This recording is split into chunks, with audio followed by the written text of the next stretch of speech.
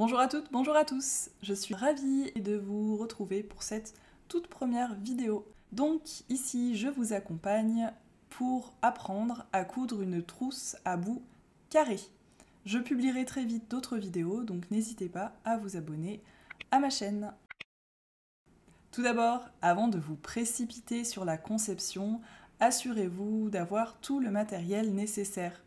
Vous pourrez ensuite passer à l'assemblage de manière plus sereine. Vous allez voir, c'est à la portée de tout le monde. Une trousse personnalisée? Ça vous dit? C'est parti!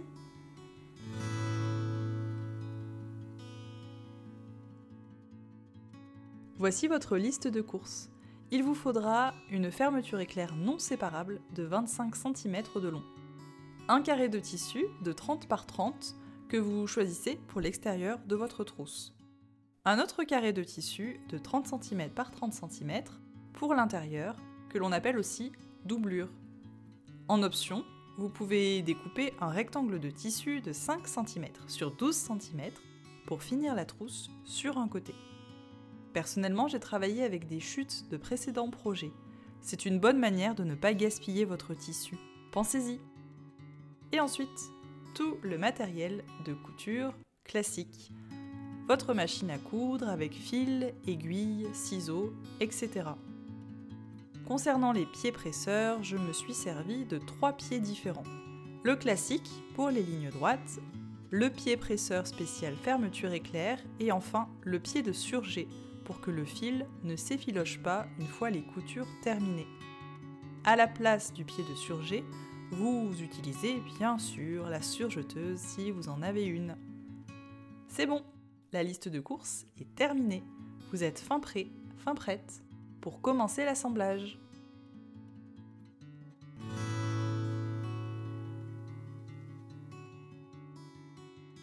Étape 1 de la couture. Coudre un premier côté de la fermeture éclair.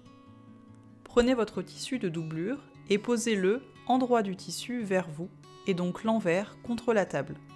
Placez-y la fermeture éclair, endroit vers vous, et le zip vers le bas, comme ici.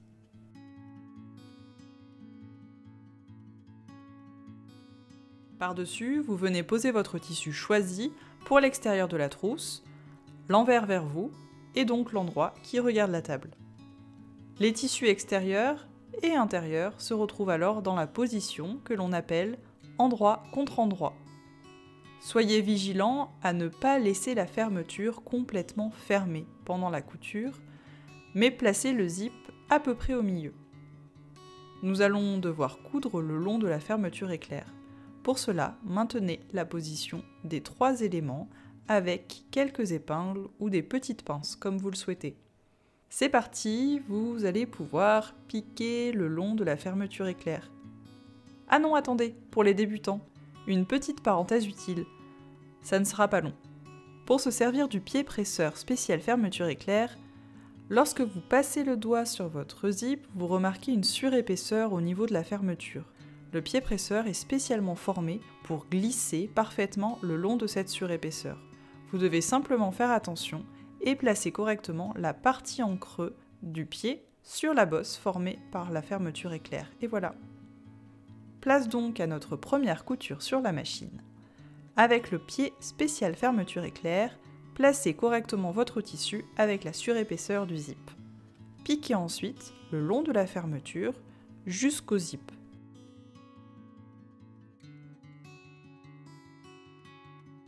Soulevez votre pied presseur. Déplacez la tirette doucement. Personnellement, je la pousse vers le haut plutôt que de la tirer. Puis reprenez votre couture jusqu'en bas. Pensez à faire un point d'arrêt à la fin pour éviter que votre couture ne bouge. Étape 2, vous allez pouvoir retourner votre tissu sur l'endroit du tissu extérieur et faire une surpiqûre, donc une piqûre par-dessus, à 2 mm du bord.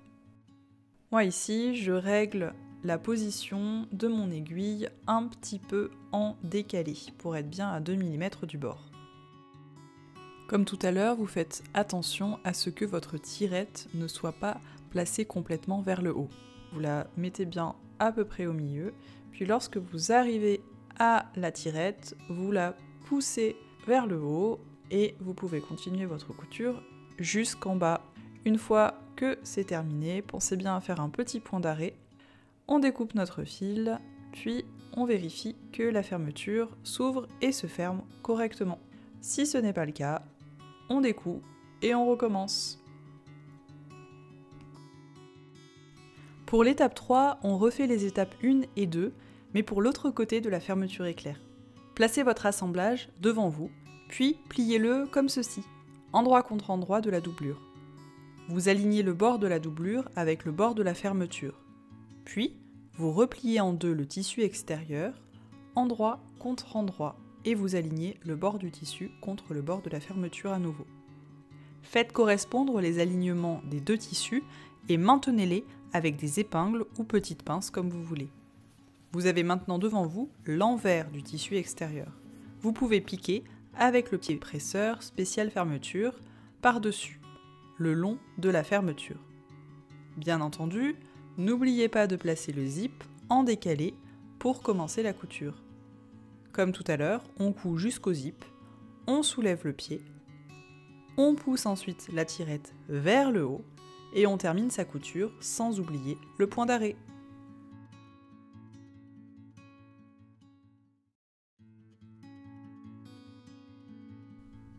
Nous allons maintenant faire la même couture à 2 mm du bord de l'autre côté de la fermeture. Ouvrez bien votre fermeture, presque jusqu'en bas, pour vous dégager de l'espace de couture au niveau du tissu. Pensez à régler le décalage de votre aiguille pour bien être à 2 mm du bord. Commencez la couture par un point d'arrêt et c'est parti. Vous remarquez que les tissus sont un peu sans dessus-dessous, c'est normal. Prenez votre temps pour cette étape, vous allez y arriver. Si besoin, arrêtez votre couture et repositionnez le tissu, puis reprenez. Quand vous arrivez au zip, soulevez le pied presseur et tirez ou poussez la tirette vers le haut. Remettez le pied en place, terminez la couture par un point d'arrêt.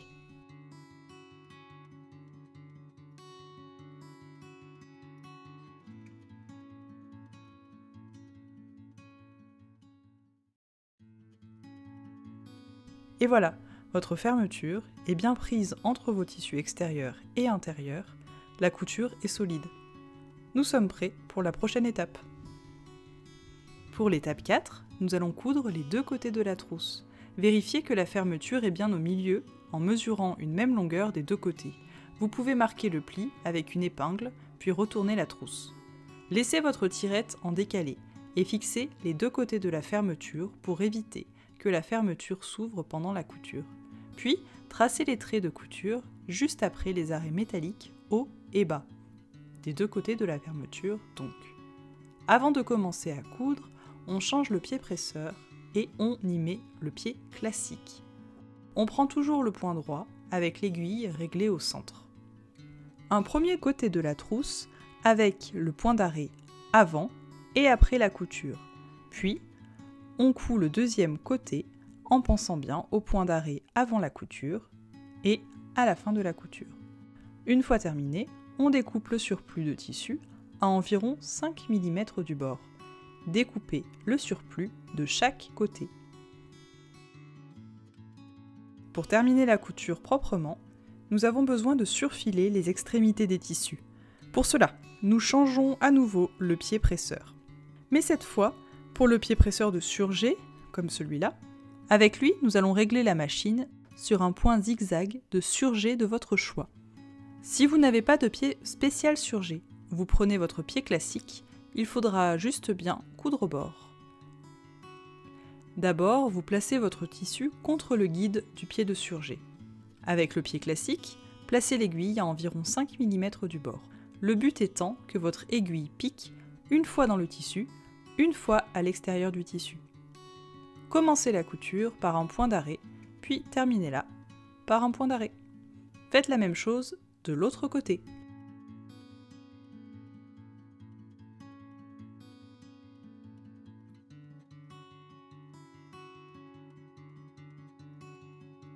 En option, comme dit tout à l'heure, vous allez pouvoir coudre le petit rectangle de tissu sur le côté de votre trousse. Alors, vous prenez votre rectangle de tissu et vous le pliez en deux dans le sens de la longueur en alignant les deux bords. Puis, avec le pied presseur classique et le point droit, coudre à 1 cm du bord en pensant bien au point d'arrêt avant et après la couture comme d'habitude. Ensuite, étape délicate, vous devez retourner le rectangle sur lui-même afin de faire rentrer la couture à l'intérieur. Avec les moyens du bord que vous pouvez trouver à la maison, je vous fais une démonstration avec un stylo. Avec le stylo, vous enfilez le tissu, puis vous coincez une extrémité dans la pointe du stylo. Enfin, vous tirez le tissu à l'opposé pour le retourner. Il y a bien sûr d'autres techniques qui existent, mais celle-ci fonctionne très bien. Nous allons pouvoir piquer en trait droit des deux côtés de notre petit rectangle. C'est une piqûre décorative, donc vous pouvez la faire, comme ne pas la faire, c'est vous qui choisissez. Pour l'étape 5, nous allons coudre les côtés de la trousse pour lui donner du volume. C'est-à-dire que nous allons nous occuper ici de la formation des angles de la trousse. Tout d'abord, prenez le coin de votre trousse et formez une pointe comme ceci.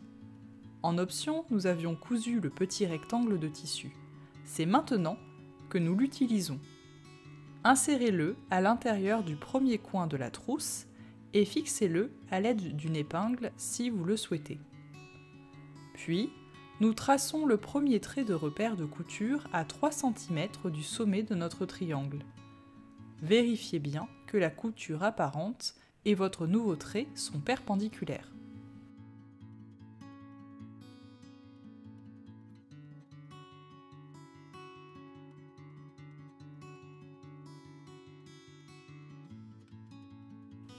Vous pouvez coudre le premier angle de votre trousse en suivant le trait de couture. Sur votre machine, vous avez remis le pied presseur classique et vous avez choisi le point droit.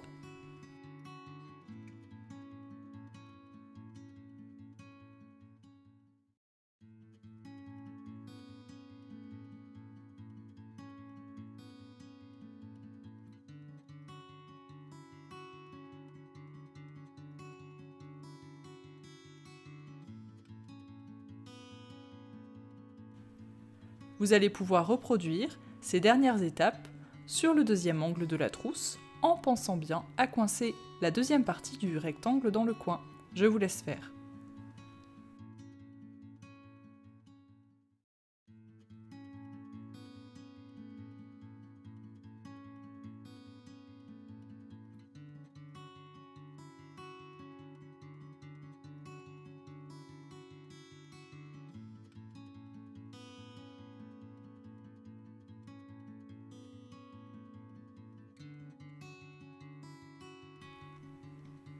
Vous reproduisez les mêmes étapes avec les deux autres coins de l'autre côté de la trousse. Cette fois-ci, sans le rectangle de tissu, mais vous pouvez toujours en rajouter un si vous le souhaitez. Notre trousse est bientôt terminée, mais nous n'allons pas la laisser comme ça à l'intérieur. Il va falloir qu'on termine par des coutures propres. C'est pourquoi nous repartons pour un peu de surfilage de chacun des 4 coins. On installe notre pied presseur de surjet, comme tout à l'heure, et on choisit un point de surjet de notre choix parmi les 4 que je vous montre. Je coupe mes coins à 5 mm de la couture précédente. Puis, bien entendu, je commence et termine ma couture par le traditionnel point d'arrêt.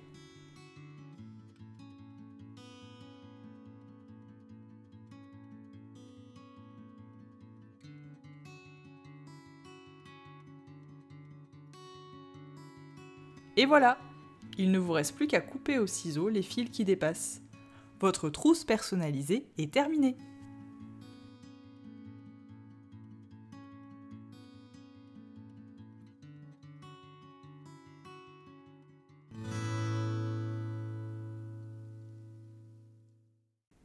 J'espère avoir pu vous guider efficacement tout au long de cette vidéo et j'espère aussi que vous m'enverrez vos jolies réalisations sur Instagram. À très vite!